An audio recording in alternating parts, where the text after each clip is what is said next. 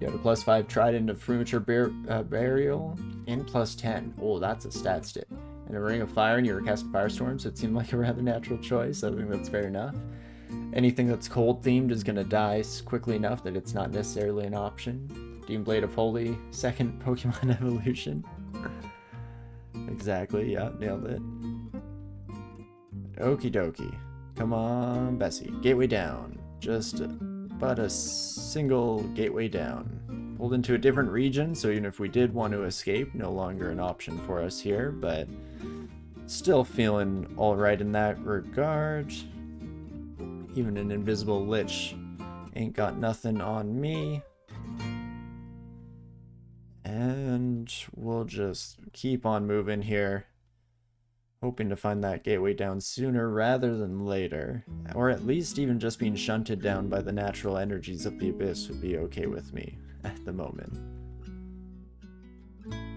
Looking for some option to keep it moving on. I guess this does buffer out our runtime a little bit, so that's always nice.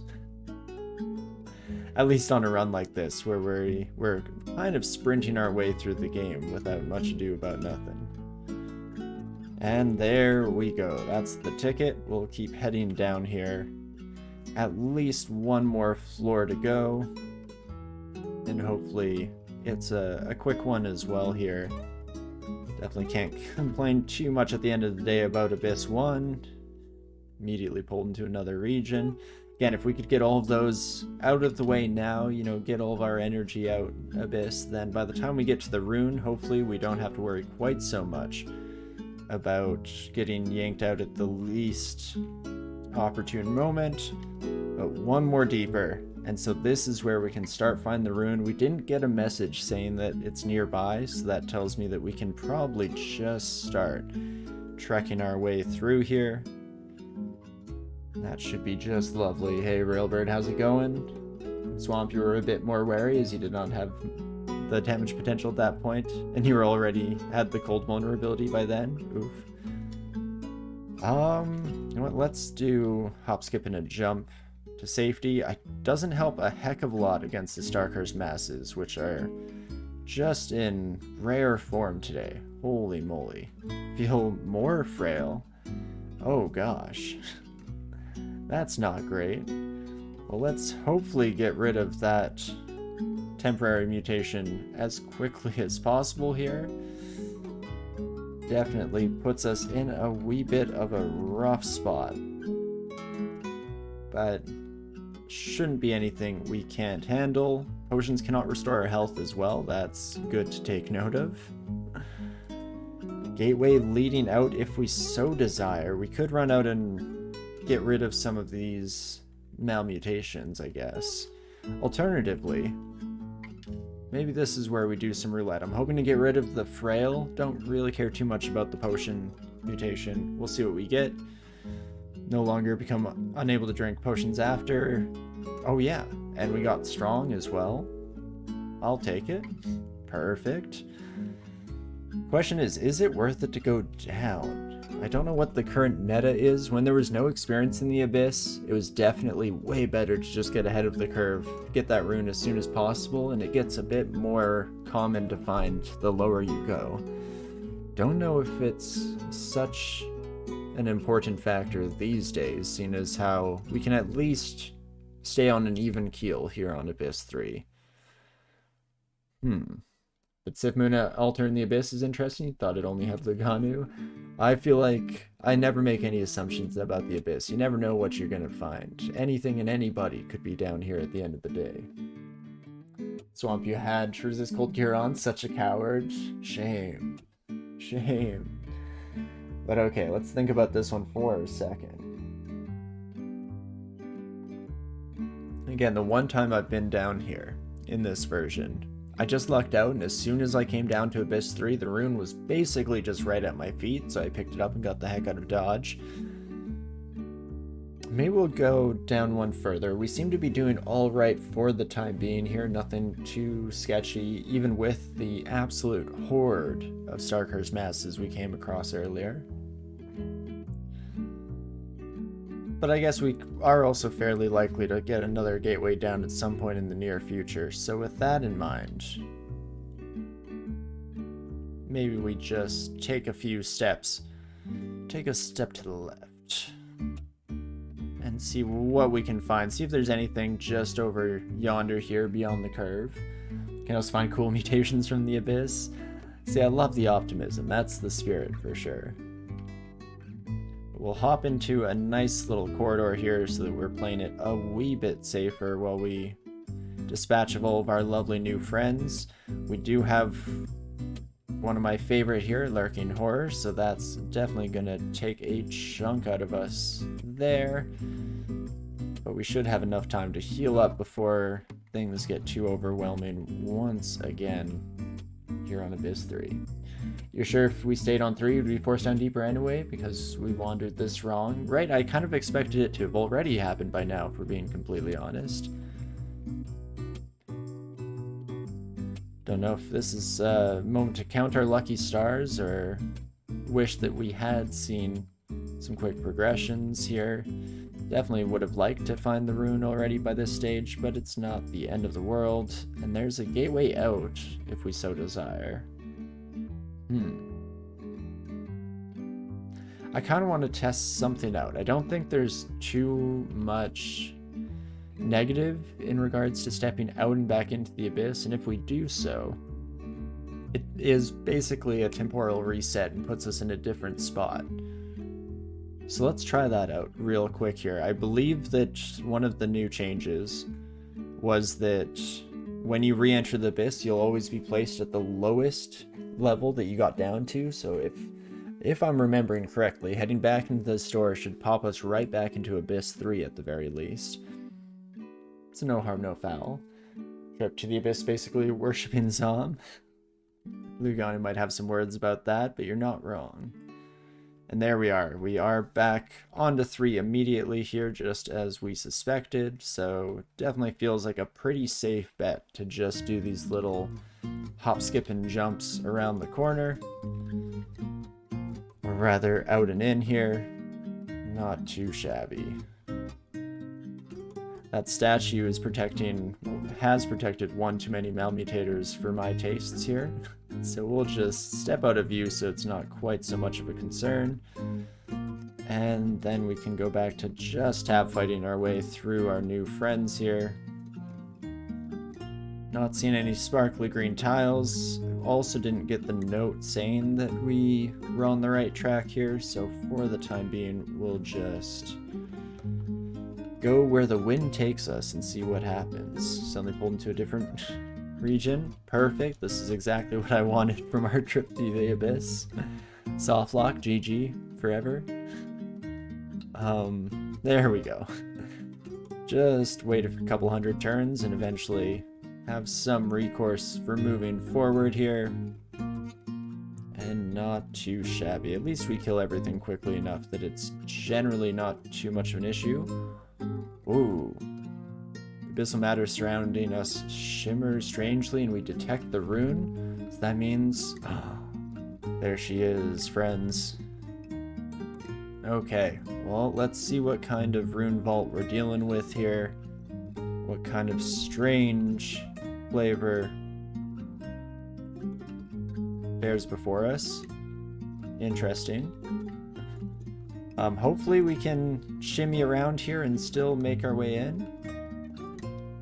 The abyss shimmers again as the detected rune vanishes from memory and reappears. Interesting. I'll take it. And a mad acolyte of Lugano. Huh. Not too dangerous on your own in terms of killability. We should be able to murder you relatively quickly. I guess Malign Gateway could bring some nasty things into existence here. Not a lot we can do about that besides potentially bring in our own for funsies. See what happens. And then if our auto attack could keep hitting where it counts here, can maybe kill this acolyte before things get too nasty. Too many eldritch horrors come into being. You are blocked by the portal. Interesting. Well, if you could just shimmy your way into being hittable here, I would very much love to see it.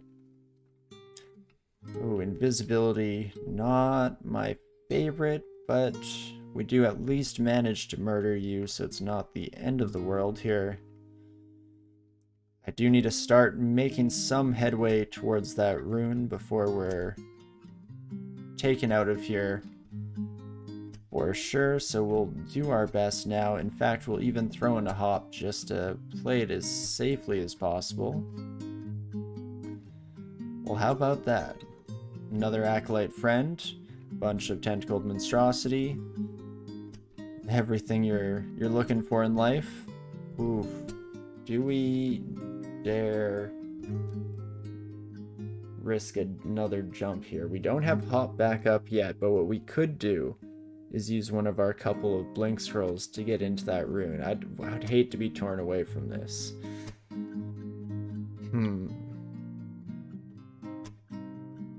What other options do we have? I guess a slouch at least deals damage to that enemy as well as the ones around us, so that's not too shabby. In fact, how would it affect you? You're fast, at least. 120 health is a decent chunk of change. We take another peek here. 40 damage, some kind of chaos effects happening, as well as a tentacle slap for 30 with the same chaos. Oof. Not ideal, to say the least. Let's go for the slouch and see where that leaves us. Potentially even a few of them here. And at the very least, I'm hoping that we murder our cultist friend, and we do. Fantastic. Of course, there's another one. Should have seen that coming. But okie dokie, we're down to 79 health.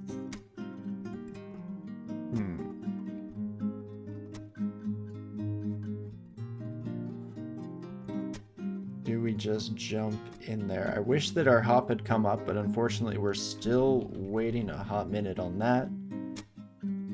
I don't know what the rules on these portals are. It seems like we can't murder the portal itself, and it's a bit of a naturally occurring thing. I think the pro gamer move here would be to convert to Luganu. Really the only answer. When you find yourself in hell in a hole, just keep digging. But okay, we could keep slouching, I guess, is one potential option. At least 33% chance to hit me. Not grand. Especially I don't know what kind of chaotic effects we can expect out of that son of a gun. We also have some smiting going on in the background. Could banish acolytes deeper into the abyss.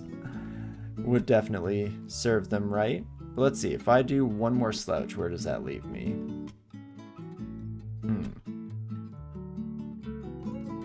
Not grand, unfortunately.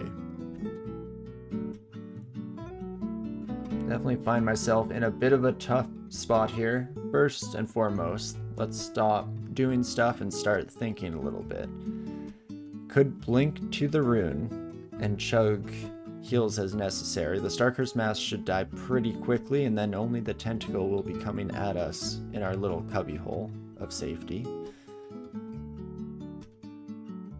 I think we will risk this one. Oh, I can't even quite see that far, hey? Guess this is still a wee bit safer here. I really wish that our hop had come back online just a smidge sooner. I guess alternatively, we could just drink a heal wounds and see where that calculus leaves us. I'd prefer if the Mad Acolyte didn't blink so that we're not having to deal with them this entire time. Also not sure how close hop is to coming back. So that makes things a wee bit rougher in the decision-making department.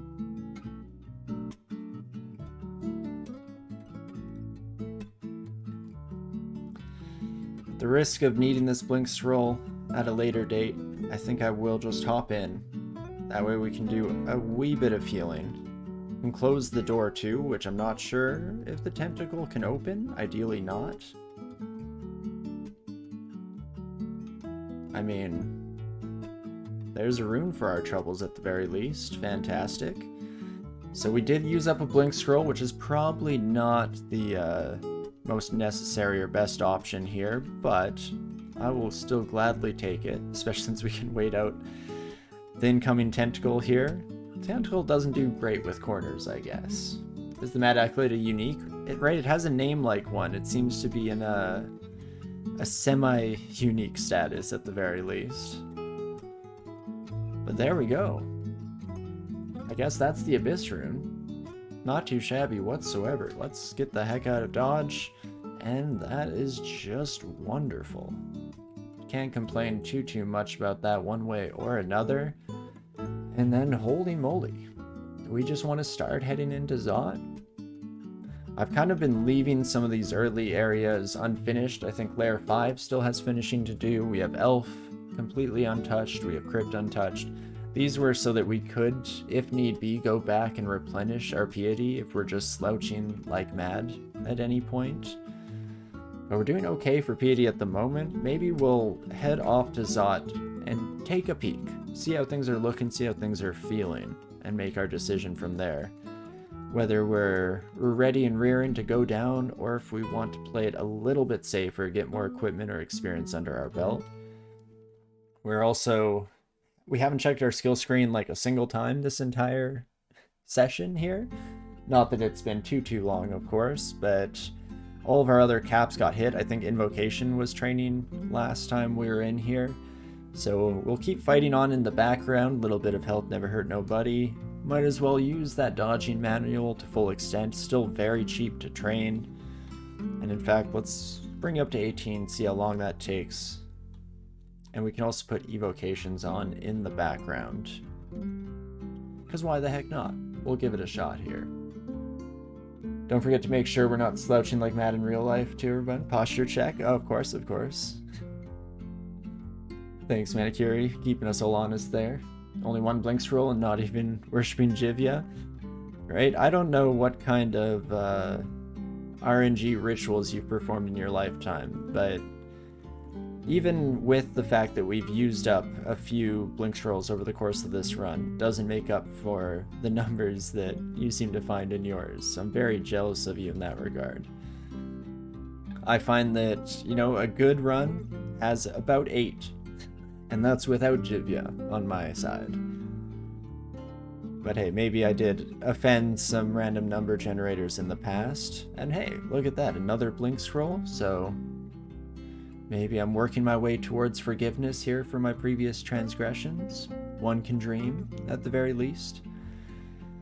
We definitely have a run that is a bit more suited to actually explore Zot this time around, so even though I've kind of made the habit on a couple of these species of just doing partial clears, I think we'll play it safe, and we'll just get the whole thing going. We do have a fire-branded crossbow, which definitely not ideal against our friends here, but not the end of the world. We should probably swap over to one of these fire-resistant rings to get us just a little bit more protection under our belt. What else could we get with that? I guess Dex plus 6 doesn't exactly hurt. So let's go that route, shall we? Switch out our willpower here. Holy moly, you deal a decent chunk of change, my friend. But that should do the trick. Didn't even get mutated from that Orb of Fire, so I will gladly take that. And then I think we'll head to a different stairwell that's not immediately surrounded by quite so many friends. See how that does us here. You explore more areas, you guess? Tend to do Crypt and dip into a Zig. Definitely. And Fire Vulnerability Arbalist is an interesting choice of weapon for Zot. Right? I think we might need to at least consider switching off. I mean, it's not too bad because of just how much fire resistance we have gunning for us here, and that's why I'm not too worried about it at the end of the day. It does suck against our fiery orb friends, but putting that aside, oh my gosh, this one green draconian monk is apparently just going to wreck my day. Let's ice blast you just to get out of here. Holy moly. That corrosion is also pretty rough on our main armor here. But yeah, we do have a lot of fire resistance going our way, so in general, not too concerned about it at the end of the day. We'll see if I come to regret that. Very likely might. And aha, so there we go. We do get berserked, which means potentially swapping over to one of our other weapons. And you know, the U-Demon Blade is a little bit faster, so let's try that out. Oh gosh. Okay, fortunately these are mostly baby enemies, but this is still less than ideal, shall we say. There we go. You gotta love those Moths of Wrath. But what I might do is actually turn on long blades here. It's not going to take that much experience at the end of the day. Seems like a pretty good deal. Smart Moth didn't berserk the summoner. What's with that? I thought most Moths of Wrath were equal opportunity murderers, but I guess not so much at the end of the day. They have a bit of intelligence. They're learning. But okay, as we start to get a bit of a crowd here, let's just hop our way to a slightly safer environment, as well as probably go into our third unexplored stairwell, see if that's a nicer entrance for us here at the start. I mean, they're all relatively close together, so no matter how we cut it... Oh, geez. You, my friend, are potentially a problem. I wanted access. You could please excuse me, and we'll just take our lovely Annihilator friend upstairs.